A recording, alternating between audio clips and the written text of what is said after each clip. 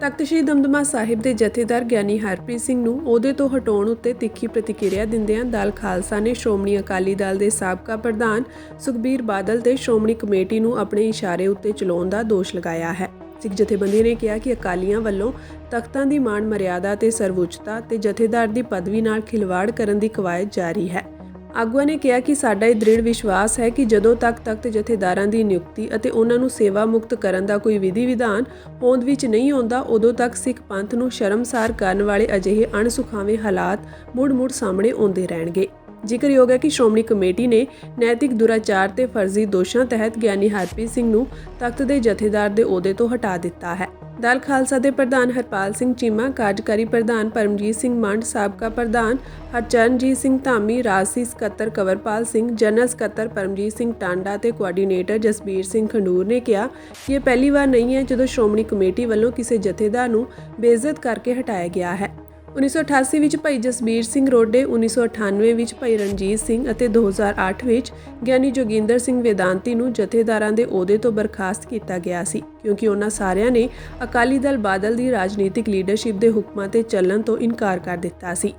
ਉਹਨਾਂ ਕਿਹਾ ਕਿ ਗਿਆਨੀ ਹਰਪ੍ਰੀਤ ਸਿੰਘ ਨੂੰ ਜਿਸ ਤਰ੍ਹਾਂ ਨਾਲ ਹਟਾਇਆ ਗਿਆ ਹੈ, ਇਹ ਸਿੱਧ ਕਰਦਾ ਹੈ ਕਿ ਸੁਖਬੀਰ ਬਾਦਲ ਅੱਜ ਵੀ ਸ਼੍ਰੋਮਣੀ ਅਕਾਲੀ ਦਲ ਅਤੇ ਸ਼੍ਰੋਮਣੀ ਕਮੇਟੀ ਨੂੰ ਰਿਮੋਟ ਕੰਟਰੋਲ ਰਾਹੀਂ ਚਲਾ ਰਿਹਾ ਹੈ। ਉਹਨਾਂ ਕਿਹਾ ਕਿ ਸਵਾਲ ਸਿਰਫ ਗਿਆਨੀ ਹਰਪ੍ਰੀਤ ਸਿੰਘ ਨੂੰ ਹਟਾਉਣ ਦਾ ਨਹੀਂ, ਸਗੋਂ ਭੱਦੇ ਤਰੀਕਿਆਂ ਨਾਲ ਰਾਜਸੀ ਲੋਕਾਂ ਵੱਲੋਂ ਇਸ ਪਦਵੀ ਦਾ ਨਿਰਾਦਰ ਕਰਨ ਦਾ ਹੈ। ਉਹਨਾਂ ਕਿਹਾ ਕਿ ਉਹ ਬਹੁਤ ਜਲਦ ਹਮਖਿਆਲ ਜਥੇਬੰਦੀਆਂ ਅਤੇ ਸਿੱਖ ਚਿੰਤਕਾਂ ਨਾਲ ਸਲਾਹ ਮਸ਼ਵਰਾ ਕਰਕੇ ਸਿੱਖ ਸੰਮੇਲਨ ਜਲਦ ਹੀ ਬੁਲਾਉਣਗੇ ਤਾਂ ਜੋ 5 ਤਖ਼ਤਾਂ ਦੇ ਜਥੇਦਾਰਾਂ ਦੀ ਨਿਯੁਕਤੀ ਅਤੇ ਸੇਵਾ ਮੁਕਤੀ ਲਈ ਨਿਯਮਾਂ ਅਤੇ ਵਿਧੀ ਵਿਧਾਨ ਘੜਨ ਬਾਰੇ ਕੌਮੀ ਸਾਂਝੀ ਰਾਏ ਘੜੀ ਜਾ ਸਕੇ।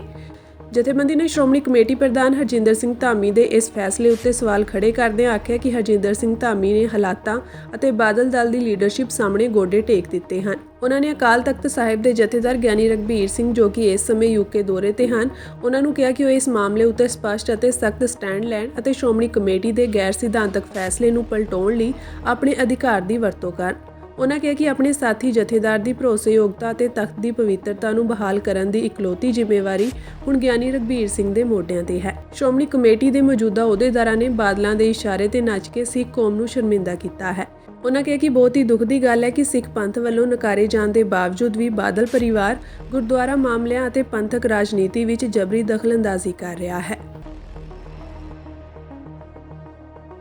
ਤਖ਼ਤ ਸ੍ਰੀ ਦਮਦਮਾ ਸਾਹਿਬ ਦੇ ਜਥੇਦਾਰ ਗਿਆਨੀ ਹਰਪ੍ਰੀਤ ਸਿੰਘ ਨੂੰ ਅਹੁਦੇ ਤੋਂ ਹਟਾਉਣ ਉੱਤੇ ਤਿੱਖੀ ਪ੍ਰਤੀਕਿਰਿਆ ਦਿੰਦਿਆਂ ਦਲ ਖਾਲਸਾ ਨੇ ਸ਼੍ਰੋਮਣੀ ਅਕਾਲੀ ਦਲ ਦੇ ਸਾਬਕਾ ਪ੍ਰਧਾਨ ਸੁਖਬੀਰ ਬਾਦਲ ਤੇ ਸ਼੍ਰੋਮਣੀ ਕਮੇਟੀ ਨੂੰ ਆਪਣੇ ਇਸ਼ਾਰੇ ਉੱਤੇ ਚਲਾਉਣ ਦਾ ਦੋਸ਼ ਲਗਾਇਆ ਹੈ। ਸਿੱਖ ਜਥੇਬੰਦੀ ਨੇ ਕਿਹਾ ਕਿ ਅਕਾਲੀਆਂ ਵੱਲੋਂ ਤਖ਼ਤਾਂ ਦੀ ਮਾਣ ਮਰਿਆਦਾ ਤੇ ਸਰਵਉੱਚਤਾ ਤੇ ਜਥੇਦਾਰ ਦੀ ਪਦਵੀ ਨਾਲ ਖਿਲਵਾੜ ਕਰਨ ਦੀ ਕਵਾਇਦ ਜਾਰੀ ਹੈ।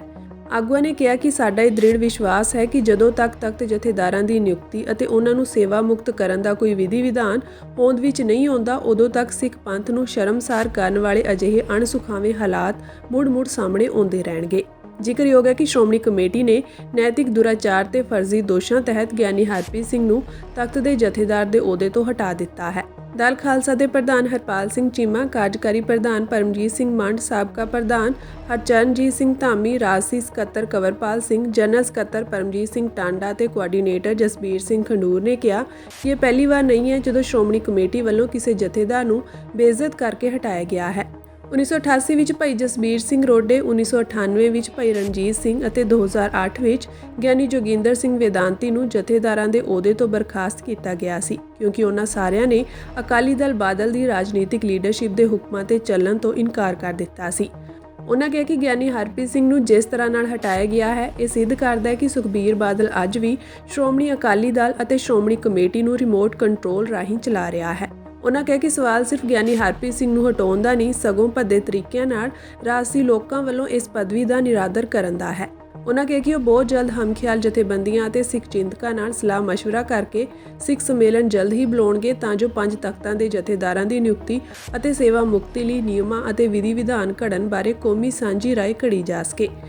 ਜਥੇਬੰਦੀ ਨੇ ਸ਼੍ਰੋਮਣੀ ਕਮੇਟੀ ਪ੍ਰਧਾਨ ਹਰਜਿੰਦਰ ਸਿੰਘ ਧਾਮੀ ਦੇ ਇਸ ਫੈਸਲੇ ਉੱਤੇ ਸਵਾਲ ਖੜੇ ਕਰਦਿਆਂ ਆਖਿਆ ਕਿ ਹਰਜਿੰਦਰ ਸਿੰਘ ਧਾਮੀ ਨੇ ਹਾਲਾਤਾਂ ਅਤੇ ਬਾਦਲ ਦਲ ਦੀ ਲੀਡਰਸ਼ਿਪ ਸਾਹਮਣੇ ਗੋਡੇ ਟੇਕ ਦਿੱਤੇ ਹਨ। ਉਹਨਾਂ ਨੇ ਅਕਾਲ ਤਖ਼ਤ ਸਾਹਿਬ ਦੇ ਜਥੇਦਾਰ ਗਿਆਨੀ ਰਘਬੀਰ ਸਿੰਘ, ਜੋ ਕਿ ਇਸ ਸਮੇਂ ਯੂਕੇ ਦੌਰੇ ਤੇ ਹਨ, ਉਹਨਾਂ ਨੂੰ ਕਿਹਾ ਕਿ ਉਹ ਇਸ ਮਾਮਲੇ ਉੱਤੇ ਸਪਸ਼ਟ ਅਤੇ ਸਖਤ ਸਟੈਂਡ ਲੈਣ ਅਤੇ ਸ਼੍ਰੋਮਣੀ ਕਮੇਟੀ ਦੇ ਗੈਰ ਸਿਧਾਂਤਕ ਫੈਸਲੇ ਨੂੰ ਪਲਟਾਉਣ ਲਈ ਆਪਣੇ ਅਧਿਕਾਰ ਦੀ ਵਰਤੋਂ ਕਰਨ। ਉਨ੍ਹਾਂ ਕਿਹਾ ਕਿ ਆਪਣੇ ਸਾਥੀ ਜਥੇਦਾਰ ਦੀ ਭਰੋਸੇਯੋਗਤਾ ਅਤੇ ਤਖਤ ਦੀ ਪਵਿੱਤਰਤਾ ਨੂੰ ਬਹਾਲ ਕਰਨ ਦੀ ਇਕਲੌਤੀ ਜ਼ਿੰਮੇਵਾਰੀ ਹੁਣ ਗਿਆਨੀ ਰਘਬੀਰ ਸਿੰਘ ਦੇ ਮੋਢਿਆਂ ਤੇ ਹੈ। ਸ਼੍ਰੋਮਣੀ ਕਮੇਟੀ ਦੇ ਮੌਜੂਦਾ ਅਹੁਦੇਦਾਰਾਂ ਨੇ ਬਾਦਲਾਂ ਦੇ ਇਸ਼ਾਰੇ ਤੇ ਨੱਚ ਕੇ ਸਿੱਖ ਕੌਮ ਨੂੰ ਸ਼ਰਮਿੰਦਾ ਕੀਤਾ ਹੈ। ਉਨ੍ਹਾਂ ਕਿਹਾ ਕਿ ਬਹੁਤ ਹੀ ਦੁੱਖ ਦੀ ਗੱਲ ਹੈ ਕਿ ਸਿੱਖ ਪੰਥ ਵੱਲੋਂ ਨਕਾਰੇ ਜਾਣ ਦੇ ਬਾਵਜੂਦ ਵੀ ਬਾਦਲ ਪਰਿਵਾਰ ਗੁਰਦੁਆਰਾ ਮਾਮਲਿਆਂ ਅਤੇ ਪੰਥਕ ਰਾਜਨੀਤੀ ਵਿੱਚ ਜਬਰੀ ਦਖਲਅੰਦਾਜ਼ੀ ਕਰ ਰਿਹਾ ਹੈ।